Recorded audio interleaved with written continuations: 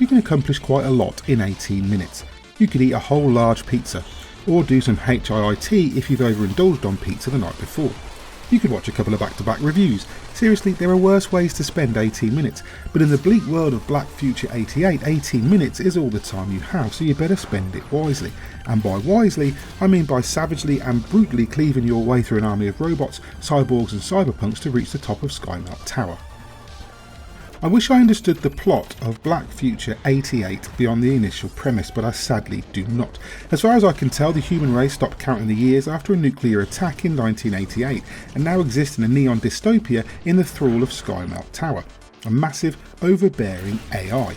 The motley little grab bag of mercenaries from which you select your character have 18 minutes to live, 18 minutes to reach the top of the tower before their hearts explode, and thus you have 18 minutes every time you start to get as far as you can on one life.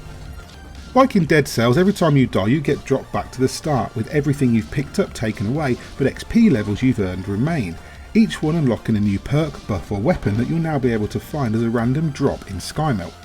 You can jump, double jump, dodge, shoot and ground slam, and that's your lot, but there are so many weapons and different buffs that you'll never have the same run twice, especially as the tower is procedurally generated too.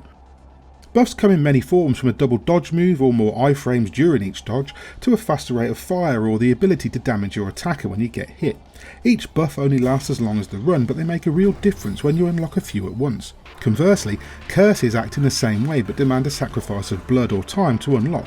For example, one particular curse takes 3 minutes off your time but increases your damage and defense, allowing you to potentially advance faster despite losing a chunk of your span. Some outlandish weaponry complements the world perfectly, such as a gun that converts your collected money into ammunition, or a laser gun that teleports you to your target on a kill, which takes some getting used to but is a handy way to avoid damage once you master it. Black Future 88 is a speedrunner's dream, throwing you into the deep end time and again in a world where every second counts and every mistake could completely ruin a run.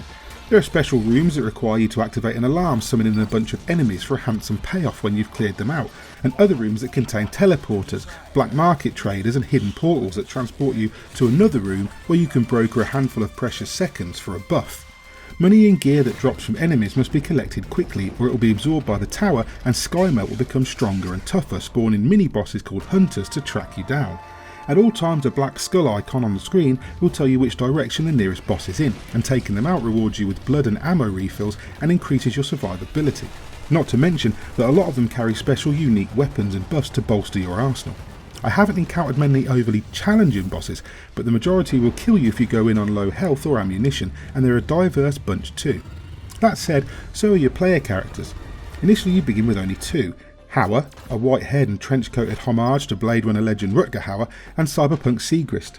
You'll unlock 3 more as you level up, and each begins with different starter weapons and abilities, from pistols and shotguns to swords and laser cannons. Later you can rewire a drone sidekick to fight alongside you and take some of the threat, and unlock shortcuts to get you through the tower that little bit faster. Everything you unlock is stored in your Codex, a compendium of enemies and weapons you encounter, which also acts like a kind of checklist. The pixel art aesthetic of Black Future 88 has become fairly pervasive in the last few years, but it still looks fantastic. The arenas are bathed in black and neon, a garish light show to reflect the cyberpunk stylings of its retro-futuristic world. It's a grim universe for sure, but its bright colours and relentlessly likeable soundtrack offer a welcome counterbalance. With titles like Dead Cells, Blasphemous, Dark Devotion, Bloodstained and Slain, we've no shortage of challenging side-scrollers to get into these days, but Black Future 88 is more than worthy of your time, and does more than enough to stand out in an increasingly populated crowd.